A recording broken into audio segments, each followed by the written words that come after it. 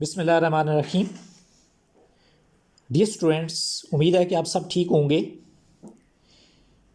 छुट्टियों के लिए तमाम असातिज़ा ने आपको होमवर्क तफवीज़ किया है। यकीनन आपने होमवर्क के लिए बाकायदा टाइम टेबल मरतब कर लिया होगा। आपने रोज़ाना की बुनियाद पर होमवर्क मुकम्मल करना है।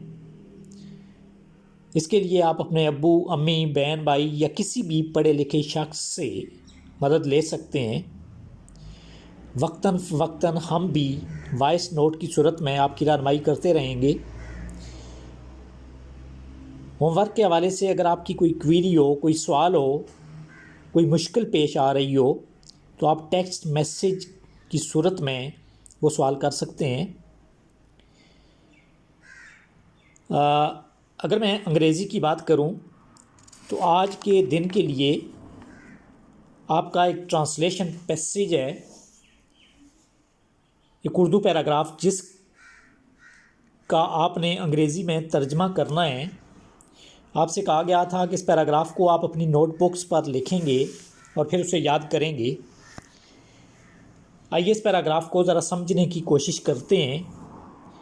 आप अपनी नोटबुक्स को सामने रखें और पैराग्राफ नंबर 9 को खोल लें। जी, एक दफ़ा दो दोस्त सफ़र पर रवाना हुए। Once two friends set off on a journey. एक दफ़ा दो दोस्त सफ़र पर रवाना हुए। आप जानते हैं कि ये पास्ट इंडेफिनिट टेंस का जुमला है। जैसा कि मैंने आपको बताया था कि जब कोई जुमला अलिफ छोटी ये या बड़ी ये पर ख़त्म होता है तो वो पास्ट इंडेफिनिट टेंस का जुमला होता है, जिसमें हम सेकंड फॉर्म का इस्तेमाल करते हैं, यानी वर्ब की सेकंड फॉर्म लगाते हैं। एक दफ़ा या एक दफ़ा का ज़िक्र है, जब भी अल्फाज इस्तेमाल होते हैं तो उसका तर्जमा हम वंस से करते हैं। तो एक दफ़ा का तर्जमा क्या होगा? वंस। दो दोस्त सफ़र पर रवाना हुए। Two friends set off on a journey. Set off एक फ्रेजल वर्ब है। फ्रेजल वर्ब एक ऐसा वर्ब होता है जिसके साथ प्रेपोजिशन या एडवर्ब इस्तेमाल होता है और वो वर्ब का काम देता है। सेट ऑफ का मतलब होगा रवाना हुए या शुरू किया।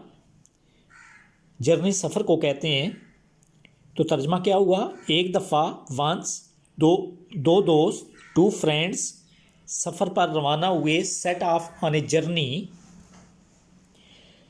उन्होंने एक दूसरे से वादा किया। वादा किया, यहाँ पे अगर हम किया पर स्टॉप करें तो ये भी पास्ट इंडेफिनिट टेंस का जुमला है, क्योंकि अलिफ पे ख़त्म हो रहा है। They promised to each other. Promised second form लगी, लेकिन इससे आगे वाला जो जुमले का हिस्सा है वो भी चूँकि इसके साथ ही है कि वो एक दूसरे की मुसीबत में मदद करेंगे। ये जुमला चूँकि एक ही है, उन्होंने एक दूसरे से वादा किया कि वो एक दूसरे की मुसीबत में मदद करेंगे। ये एक ही जुमला है, इसलिए इसका तर्जमा हम पास्ट इंडेफिनिट टेंस ही में करेंगे।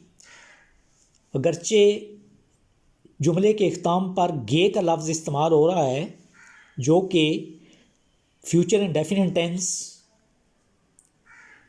की निशानदेही करता है, क्योंकि फ्यूचर इंडेफिनिट टेंस में गा गे गी का लफ्ज़ इस्तेमाल होता है। लेकिन इसका तर्जमा हम पास्ट टेंस ही में करेंगे।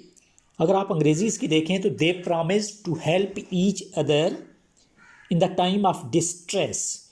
यहाँ पर टू हेल्प लफ्ज़ इस्तेमाल हुआ है जो कि इन्फिनेटिव है, यानी जब कोई वर्ब नाउन का काम करे या एडजेक्टिव का काम करे या एडवर्ब का काम करे तो उसको हम इन्फिनेटिव कहते हैं। और वर्ब से पहले टू लगाया जाता है इन्फिनेटिव बनाने के लिए। तो यहाँ पे इन्फिनेटिव लगा के हमने इस जुमले का तर्जमा किया पास्ट इंडेफिनिट टेंस में। उन्होंने एक दूसरे से वादा किया कि वो एक दूसरे की मुसीबत में मदद करेंगे। They promise to help each other in the time of distress.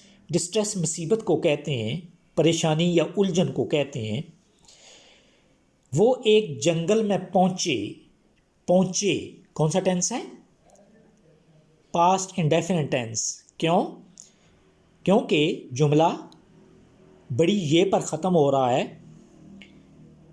तो पास्ट इंडेफिनिट टेंस में वर्ब की कौन सी फॉर्म इस्तेमाल होती है? क्या बताया था मैंने आपको? सेकंड फॉर्म इस्तेमाल होती है। वो एक जंगल में पहुंचे। They reached. Reached second form है वर्ब की। रीच पहली फॉर्म होती है और रीच्ड ईडी लगाएंगे तो सेकंड फॉर्म बनेगी। दे रीच्ड अ फॉरेस्ट। उन्होंने एक रीछ को अपनी तरफ आते देखा। दे सा अ बियर कमिंग टूवर्ड्स देम। ये भी पास्ट इंडेफिनिट टेंस का जुमला है, क्योंकि ये भी अलिफ पर ख़त्म हो रहा है। देखा, और पास्ट इंडेफिनिट टेंस में हमने वर्ब की सेकंड फॉर्म लगाई सा। देखा। उन्होंने एक रीछ को अपनी तरफ आते देखा। दे सा अ बियर कमिंग टूवर्ड्स देम। उनमें से एक भागा। किन में से? उन दो दोस्तों में से। उनमें से एक भागा, पास्ट इंडेफिनिट टेंस। फिर उनमें से एक भागा। One of them rain. Rain second form है रन की। और दरख्त पर चढ़ गया। And climbed up a tree. Climb का मतलब होता है चढ़ना, और क्लाइम वर्ब के साथ जब अप लगाया तो ये एक फ्रेज बन गया। इसको हम फ्रेजल वर्ब कहते हैं, जैसा कि सेट ऑफ एक फ्रेजल वर्ब था। यहाँ पे ये वर्ब ही का काम देता है। And climbed up a tree, और दरख्त पर चढ़ गया। उसका दोस्त दरख्त पर न चढ़ सका। चढ़ सका फिर पास्ट टेंस है, past indefinite tense. His friend could not climb up the tree. His friend could not climb up the tree. Climb up phrasal verb. वो लेट गया। he lay down. lay down, lay का मतलब होता है रखना। lay down नीचे रखना। तो यहाँ पे वो आदमी खुद लेट रहा है नीचे, तो उसके लेटने के लिए हम जो लफ्ज़ इस्तेमाल करेंगे अंग्रेज़ी में उसको हम लेट डाउन कहेंगे। और ये भी फ्रेजल वर्ब है, क्योंकि वर्ब के साथ आगे प्रेपोजिशन लगी हुई है। ही ले डाउन, वो नीचे लेट गया। एंड हेल्ड इज ब्रीथ, और उसने दम साध लिया। दम साध लिया का क्या मतलब होता है? अपना सांस रोक लिया। And held his breath, hold पहली फॉर्म होती है, हेल्ड सेकंड फॉर्म है रोक लिया। जी, एक दफ़ा दो दोस्त सफ़र पर रवाना हुए। Once two friends set off on a journey. उन्होंने एक दूसरे से वादा किया कि वो एक दूसरे की मुसीबत में मदद करेंगे।